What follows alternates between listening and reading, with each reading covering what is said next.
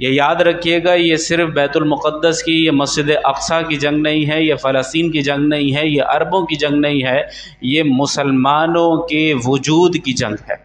اگر مسلمانوں نے اس معاملے کی سنگینی کو آج نہیں سمجھا، نہیں بھاپا، ابھی مسجد اقصیٰ اللہ نہ کرے ہاتھ سے جائے گی، اگلے اسٹیپ میں مسجد نبوی آپ کے ہاتھ سے جائے گی، اور اس کے بعد مسجد حرام مکۃ المکرمہ آپ کے ہاتھ سے جانے والا ہے۔ یہ میں نہیں کہتا، یہ ان کا جو پورا منصوبہ ہے گریٹر اسرائیل کا، شاید آپ کے علم میں ہو، اس گریٹر اسرائیل کے نقشے کو جا کر دیکھ لیجئے، یہ عرب کنٹریز، یہ آپ کا مدینہ منورہ، آپ کا مکہ، یہ سب اسرائیل کا حصہ ہے۔ آہستہ آہستہ یہ اسرائیل اپنی سرحدوں کو بڑھاتا جا رہا ہے، جہاں یہ پورا فلسطین کھا گیا، اسی کے ساتھ اس کی سرحدوں سے لگنے والے سارے اسلامی ممالک کو یہ آہستہ آہستہ کھانا شروع کرے گا۔ میں اور آپ اسی سوچ میں رہیں گے کہ امن خراب ہو جائے گا، میں اور آپ اسی سوچ میں رہیں گے کہ یہ تو فلاں ملک کا اپنا ذاتی مسئلہ ہے، میں اور آپ اسی سوچ میں رہیں گے کہ اگر فلاں ملک یہ اسٹیپ نہ اٹھاتا، تھوڑی سی جگہ دے دیتا، تو یار بات مرکب جاتی، ختم ہو جاتی، اتنی زیادہ کیجوالٹیز، اتنی زیادہ خون خرابہ،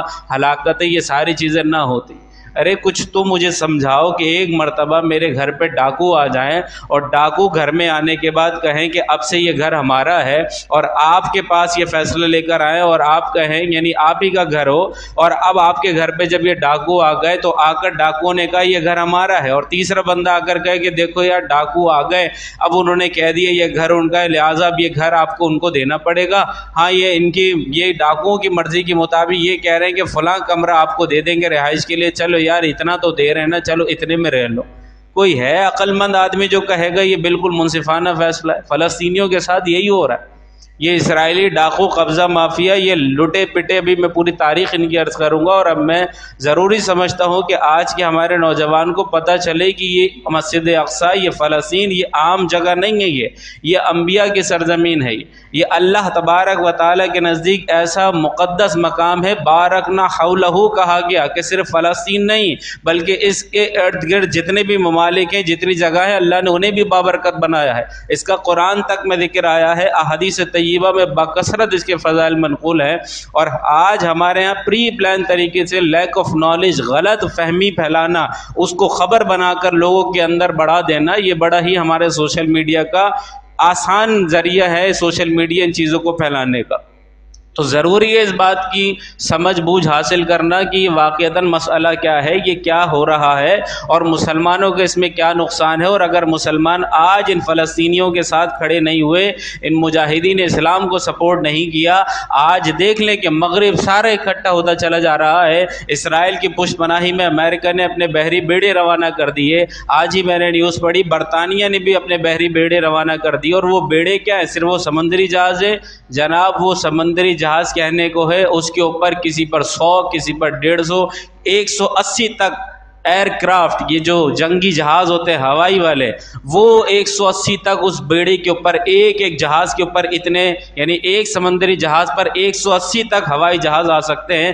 اس طرح کے انہوں نے بیڑے روانہ کیے کہ کیا فتح کرنا ہے کسی کے گھر میں، ایک تو ڈاکو بن کر آئے ہو، اور پھر ڈاکو بننے کے بعد اس گھر کے رہنے والوں پر ظلم و ستم کر رہے ہو، ان کی زمین ان پر تنگ کر رہے ہو، ان کے سارے حقوق غصب کر لیے، ان کی ماؤں بہنوں بچوں کو تم نے نہیں چھوڑا۔ اس کے بعد یہ پوری دنیا کا باپ بننے والا ملک امریکہ، وہ آ کر پھر اسرائیل کی سپورٹ میں کھڑا ہو رہا ہے، یہ انڈیا اس کی سپورٹ میں کھڑا ہو رہا ہے، اور دیگر یورپی کنٹریز اس کی سپورٹ میں جا کر کھڑے ہو رہے ہیں، لیکن مسلمان صرف زبانی کلامی جمع خرچ کرنے کے علاوہ کچھ نہیں کر رہے۔ یہ 40 ممالک کی فوج جو جنرل راحیل شریف ریٹائر کی، اس کی سرپرستی میں بنی ہے، کس لیے ہے؟ یہ کب نکلے گی یہ فوج؟ کب مسلمانوں کے حقوق کا تحفظ کرے گی؟ یہ OIC جو پاکستان سمیت کئی ممالک پر مشتمل یہ اسلامک کنٹریز کی یہ فورم ہے جو مسلمانوں کے حقوق کی بات کرتا ہے، یہ کب کرے گا؟ صرف زبانی کلامی جمع خرچ ہم کرتے رہے، وہاں وہ بمباری کر کر کے اس نے غزہ کا تہس نہس کر دیا فلسطین کے شہر کا، اور اس نے یہ دعویٰ کیا ہے اگلے 24 سے 48 گھنٹے میں اسرائیل کا دعویٰ ہے کہ وہ پورے فلسطین کو فتح کرنے جا رہا ہے۔ اس نے ابھی جو ویڈیو اپنی اپڈیٹ کی ہے اس کو شیئر کیا ہے، اس میں اس نے دکھائے بڑے بڑے میزائلز اس نے تیار کر رکھے ہیں جو اگلے 24 سے 48 گھنٹے میں وہ غزہ پر فائر کرنے والا ہے۔ ہم کہاں سو رہے ہیں؟ ہمارے مسلمان بھائی تباہ ہو رہے ہیں۔ اور قرآن مجید میں اللہ نے ہمیں کیا بتایا؟ ہم جن چیزوں کے حوالے سے ڈرتے ہیں، ہمیں کہتے ہیں کہ نہیں یہ ہو جائے گا، وہ ان کی بڑی طاقت ہے، وہ بڑی فورس رکھتے ہیں، پوری کفر کی ملت جمع ہو رہی ہے، امریکہ بھی اس کے ساتھ ہے، برطانیہ بھی ساتھ ہے، سارے یورپی کنٹریز ہیں۔ اللہ تبارک و تعالیٰ نے قرآن میں کیا فرمایا؟ ابتدا میں فرمایا ذالک الکتاب لا ریب فیہ، اس میں شک کی گنجائش نہیں ہے، ھدی للمتقین، یہ متقین کے لیے ہدایت کی کتاب ہے۔ متقین مومنین جب تک اس کے مطابق چلتے رہیں گے، ہدایت پر رہیں گے، ہدایت پر رہیں گے، زندگی بھر وقار سلامت رہے گا۔ اس کو ترک کریں گے تباہ و برباد ہو جائیں گے۔ اللہ کے نبی نے بھی فرمایا تھا کہ قرآن اللہ کی وہ کتاب ہے جس نے اس کو ترک کیا اللہ نے اسے ذلیل و رسوا کر کے رکھ دیا۔ وہ قوم تباہ و برباد ہو جائیں گی جو قرآن کو ترک کریں گی۔ اب آپ ذرا غور کیجئے، قرآن سورہ حشر میں اللہ تبارک و تعالی آیت نمبر 11 سے اس کے آگے کیا بیان فرماتا ہے، اور یہ کفار جو آپ کو ایک ساتھ نظر آ رہے ہیں اور فلسطین پر چڑھائی کرنے کے لیے سب جمع ہو رہے ہیں، ان کا کیا حقیقت ہے اور ان کے اندر اصل میں کیا ہے، اللہ نے قرآن میں اس کو واضح کر دیا۔ فرمایا الم تر الی الذین نافقوا یقولون لاخوانهم الذین کفروا من اہل الکتاب لئن اخرجتم لنخرجن معکم ولا نطیع فیکم احدا ابدا وَإِن قُوتِلْتُمْ لَنَنْصُرَنَّكُمْ وَاللَّهُ يَشْهَدُ إِنَّهُمْ لَكَاذِبُونَ۔ اللہ نے فرمایا کیا تم نے منافقوں کو نہ دیکھا کہ اپنے اہل کتاب کافر بھائیوں سے کہتے ہیں کہ قسم ہے اگر تم نکالے گئے تو ضرور ہم تمہارے ساتھ نکلیں گے اور ہرگز تمہارے بارے میں کسی کا کہا نہ مانیں گے، اور اگر تم سے لڑائی کی گئی تو ہم ضرور تمہاری مدد کریں گے، اللہ گواہی دیتا ہے یقیناً وہ ضرور جھوٹے ہیں۔ آج اسرائیل نے فلسطین پر حملہ کیا، ساری مغربی طاقتیں سب کہہ رہی ہیں کہ ہم اسرائیل کے ساتھ ہیں، اور بحری بیڑے بھی روانہ کرنا شروع کر دی، اپنے فوجی بھی بھیجنا شروع کر دی، اپنی طاقتیں بھی سپلائی کرنا شروع کر دی۔ اللہ تبارک و تعالیٰ اسی بات کا نقشہ قرآن مجید کی ان آیات میں بیان فرماتا ہے۔ پھر آگے فرمایا لئن اخرجوا لا یخرجون معهم، یاد رکھنا جب تم ان کفار کو ان کے گھروں سے نکال کر باہر پھینک دو گے تو یہ ان کے ساتھ نہیں نکلیں گے۔ ولئن قتلتم لا ینصرونہم، اور اگر ان سے تمہاری لڑائی ہو گئی تو یہ جو ان کے حواری ہیں یہ کبھی مدد کو نہ آئیں گے۔ ولئن نصروہم لیولن الادبار، اور اگر یہ مدد کے لیے پہنچ بھی گئے تو یہ ضرور پیٹھ دکھا کر انہیں بھاگ جائیں گے، ثم لا ینصرون، پھر ان کی مدد بھی نہ کی جائے گی۔ یعنی یہ کفار تمہیں باہمی طور پر سامنے سے نظر آ رہی ایک جٹ ہے، یہ ایک جماعت بن گئے ہیں، تم ذرا ان پر حملہ تو کر کے دیکھو، ذرا ان کے خلاف جہاد تو کر کے دیکھو، ذرا ان کے خلاف ہتھیار اٹھا کر تو دیکھو کہ وہ لوگ کہ جو سب ایک ساتھ جمع ہو کر آ رہے ہیں یہ پیٹھ دے کر بھاگ جائیں گے اور اپنے ساتھیوں کو بھی دیکھ کر پیچھے پلٹ کے نہیں دیکھیں گے۔ اور پھر فرمایا یہ کیوں ہوگا، یہ مطلب کیا ہے کہ تم اگر حملہ کرو گے یہ ساری جماعت منتشر ہو جائے گی۔ فرمایا کیوں، لأنتم اشد رہبۃ فی صدورہم من اللہ ذالک بانہم قوم لا یفقہون۔ فرمایا بے شک ان کے دلوں میں اللہ نے زیادہ تمہارا ڈر ڈال رکھا ہے اس لیے کہ وہ نہ سمجھ لوگ ہیں۔ اللہ نے مسلمانوں کا ڈر اور خوف کفار کے دلوں میں ڈال رکھا ہے، میں اور آپ کیوں نہیں سمجھ رہے؟ اللہ نے فرمایا سبحان الذی سخر لنا ھذا، یعنی وہ جو سواریاں، وہ گائے بیل اور وہ اونٹ، کہ اگر وہ اپنی طاقت کو سمجھ جائے تو ہمارے کبھی قابو میں نہ آئے، لیکن اللہ نے فرمایا یہ تمہارے لیے مسخر کر دیے۔ کیسے؟ ان کے دلوں میں تمہارا ڈر ڈال دیا۔ انسان سے ڈرتی ہے ہر مخلوق۔ اب معاملہ یہ ہے کہ اللہ بتا رہا ہے تم کافروں کی جماعت بندی کو مت دیکھو، کافروں کے اکٹھے ہو جانے کو مت دیکھو، کافروں کے یکجا ہو جانے کو مت دیکھو، کافروں کے اکٹھے جمع ہو کر مسلمان ملک پر چڑھائی کرنے کے مت دیکھو، کہ تم یہ دیکھو کہ اگر میں نے بالفرض اس مسلمان ملک کی، اس مسلمان باشندوں کی مدد کے لیے گیا تو وہ 40-50 جو کفار کے ملک ہے وہ سب مجھ پر چڑھ توڑیں گے۔ تو فرمایا تم یہ مت دیکھو، تم ذرا حملہ کر کے دیکھو، ان کے دل میں نے تمہارا ڈر اتنا بٹھا رکھا ہے کہ یہ منتشر ہو کر بھاگنا شروع ہو جائیں گے۔ اور پھر اللہ نے فرمایا لا یقاتلونکم جمیعا الا فی قرى محصنة او من وراء جدر بأسهم بینہم شدید تحسبهم جمیعا وقلوبهم شتى ذلك بانہم قوم لا یعقلون۔ اللہ نے فرمایا یہ سب مل کر بھی تم سے نہیں لڑ سکتے مگر قلعہ بند ہو کر، یہ دیواروں کے پیچھے سے، ان کی آپس میں لڑائی بہت سخت ہے۔ आपस में कुफारों की नहीं बनती। लेकिन अब जरा गौर करो कि कुरान बता रहा है कि आपस में ये बड़े सख्त हैं, आपस में इनकी नहीं बनती। लेकिन जब मुसलमान की बारी आती है तो फिर भी ये एक हो जाते हैं। और मुसलमानों का मामला क्या है, अशिद्दाउ अलल कुफ्फार व रुहमाउ बैनहुम, कि ये काफिरों पर शदीद हैं, आपस में मेहरबान है। लेकिन एक मुसलमान जो वाकईतन दिली तौर पर आपस में मेहरबान है, लेकिन अपने मुसलमान भाई के लिए वो जमा नहीं हो रहे। लेकिन वो लोग कि जिनके दिलों में आपस में फर्क है, लेकिन मुसलमानों के खिलाफ बात आ रही है, तो वो सब जमा हो रहे हैं। अल्लाह फरमा रहे ये सब मिलकर भी तुमसे नहीं लड़ सकते, मगर किला बंद होकर या फिर दीवारों के पीछे से लड़ेंगे, यानी मैदान में आने की किसी की ताकत नहीं होगी। आज देख लो, इस्राइल का चेहरा है तो अमेरिका पीछे खड़ा है। कल को अगर इस्राइल हार गया तो अमेरिका को आप देख लें, ये बात मेरी लिख के रख लें, वो अमेरिका कहेगा कि इस्राइल ने ये गलतियां की थी, इस वजह से ये तबाह बर्बाद हुआ, हमारा इसकी तबाही में कोई ताल्लुक नहीं है। लिहाजा फलस्तीनियों ने जो किया है और मुसलमानों ने जो किया है ये उनका हक था, फिर देखना कैसे ये पलटी खाता है। तो ये दीवार के पीछे से आकर तुम पर हमला कर सकते हैं, मैदान में उतरने की इनकी जसारत नहीं है। और फिर फरमाया तुम इन्हें इकट्ठा समझते हो, तहसबुहुम जमीअन, तुम इन्हें इकट्ठा समझते हो कि सब एक जमात हो गए। फरमाया हालांकि उनके दिल अलग अलग है, ये इसलिए कि है कि वो बेअक्ल लोग हैं। अब आप मुझे बताइए इससे वाज़ेह कुरान क्या बताएगा? कुरान बता रहा है तुम हिम्मत करो, तुम आओ। अब अमन अमन का मामला इस तौर पर कि बुज़दिली का नाम हमने अमन रख दिया।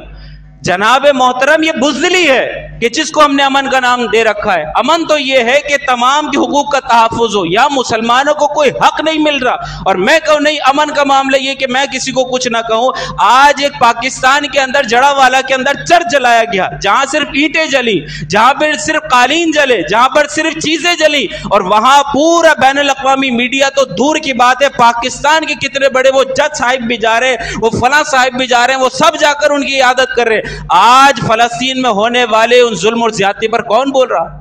आज कोई हमारे यहाँ कुछ तरह का मामला आ रहा है? आज भी हमारे मुल्क के अंदर अपने सियासतदान अपनी सियासत चमकाने में पड़े हुए, वो जमात वो बयान दे रही है, वो उसके खिलाफ लगे। कोई मुसलमानों के इज्तिमाई मफाद की तरफ नहीं देख रहा कि मुसलमानों का कत्लेआम हो रहा है, कौन उस पर हाथ डालेगा, कौन इसराइल को रोकेगा? आज 57 के करीब इस्लामी मुमालिक है, और फिर हालत ये है हमारी कि वो एक मुल्क, वो इसराइल के जो मुसलमानों के दरमियान में बैठा हुआ मुल्क है, आप उसकी हुदूद देख लीजिए, अतराफ में सारे मुस्लिम मुमालिक हैं, दरमियान में एक यहूदी स्टेट बनाई गई है, वो एक मुल्क उसने तिगनी का नाच नचा के रखा हुआ, और 57 के 57 मुमालिक जनाब अमन परस्त लोग हो गए। ये अमन परस्ती है?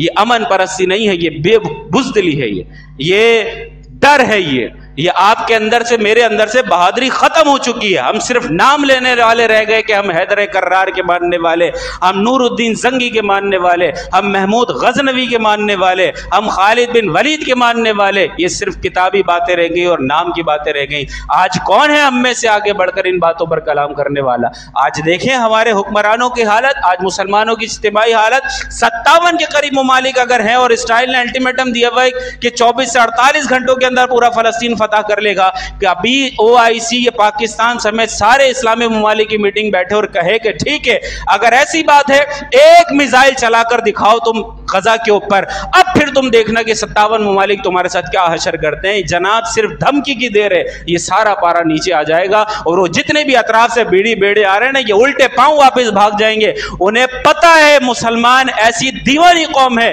ये मरने के लिए जीने के लिए आए हैं, ये मरने के लिए जीते हैं। इनके लिए तो मामला यह है कि तो हमारा वजूद इनके लिए बेहतरीन अल्लाह की तरफ से नेमत है, इस तौर पर कि हम अगर इन्हें मार देंगे तो बिला हिसाब व किताब दाखिल जन्नत होना इनके अकीदे में शामिल है। वो सब वापस भाग जाएंगे कि इनके पास है क्या, हमारे पास बहुत कुछ है, लिहाजा इनसे पंगा मत लो, जाने दो इसराइल को इनकी भट्टी के अंदर। पंगा भी उसने लिया ना, जाकर उसने तबाही मचाई ना, अब जो हो रहा है इसके साथ होने दो, ये सब भाग जाएंगे। लेकिन मसला ये है कि हम हिम्मत करें तो। आज जिहाद पर बात करना जुर्म करार दे दिया गया। आज अगर हम जिहाद की बात करें तो उसे फसाद करार दिया जाता है। आज मीडिया पर बैठे हुए लोग कहते हैं कि आज हमारे सियासतदान, कुछ मजहबी सियासतदान जिनका ताल्लुक मजहब के साथ अपने आप को वो जोड़ते हैं, वो कहते हैं कि फ़लस्तीनियों को चाहिए कि इंसानी हुकूक का ख्याल रखें।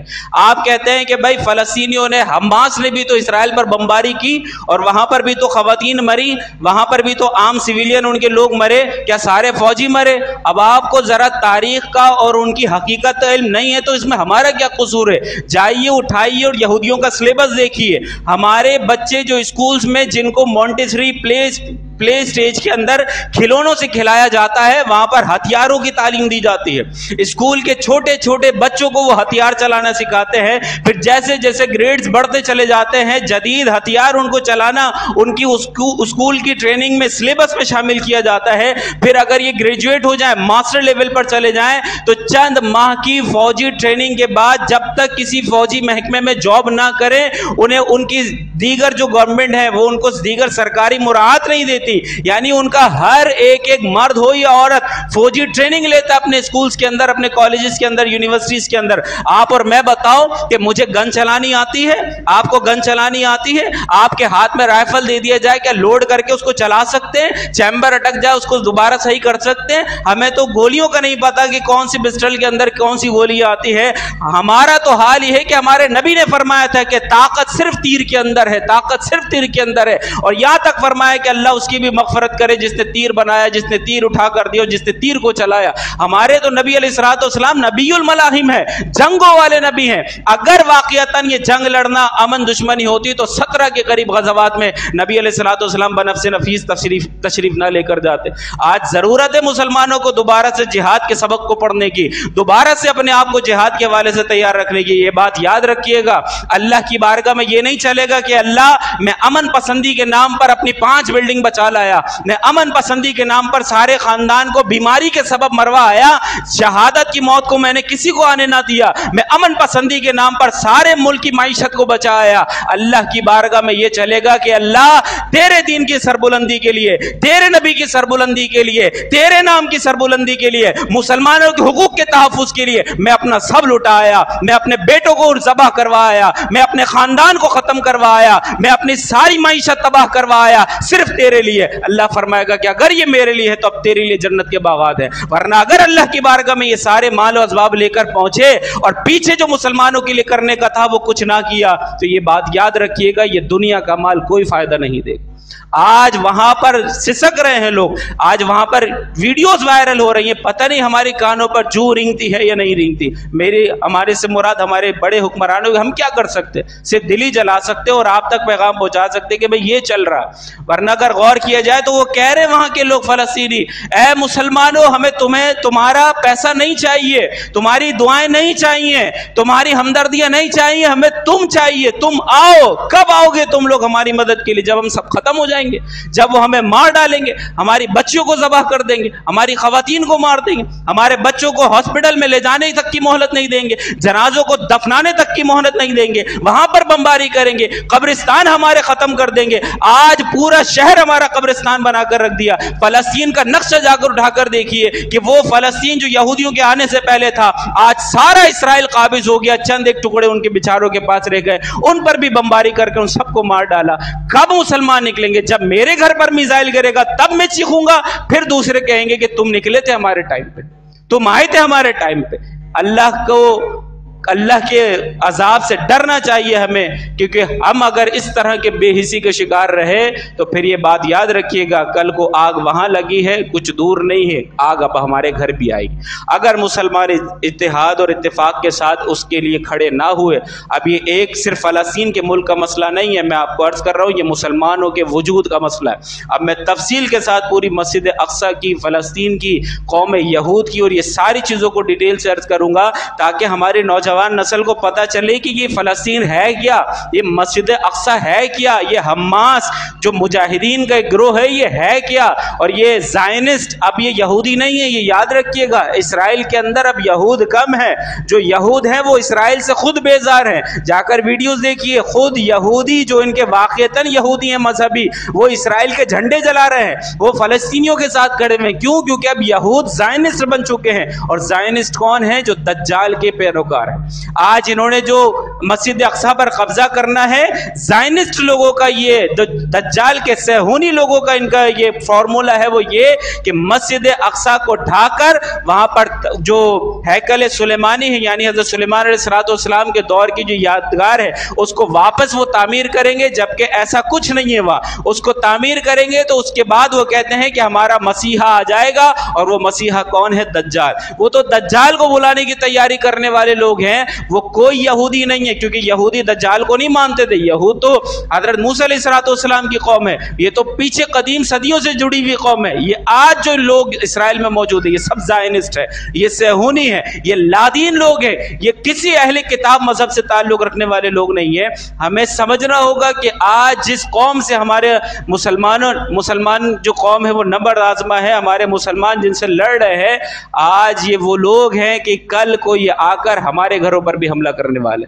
अब मैंने आपको इब्तिदा में अर्ज किया, ग्रेटर इसराइल का नक्शा जाकर गूगल पर चेक कीजिएगा, उसके अंदर जहां मस्जिद अक्सा है, अतराफ के इस्लामी ममालिक हैं, हिजाज मुक़द्दस का मदीना मुनव्वरा, मक्कातुल मुकर्रमा, ये भी ग्रेटर इसराइल का हिस्सा है। ये कल को स्टेप बाय स्टेप बढ़ते बढ़ते बढ़ते ये सारे मुसलमान ममालिक पर छा जाएगा, और फिर उसके बाद क्या तबाही होगी आप और मैं बखूबी जानते हैं। तो लिहाजा अर्ज ये है कि हम इन चीज़ों पर तवज्जो दें, जहाँ जिसकी जो हैसियत है वो उसके मुताबिक इस मसले पर गुफ्तगू करे, जहाँ उसे इन चीज़ों के इजहार का मौका मिले उसका इजहार करे।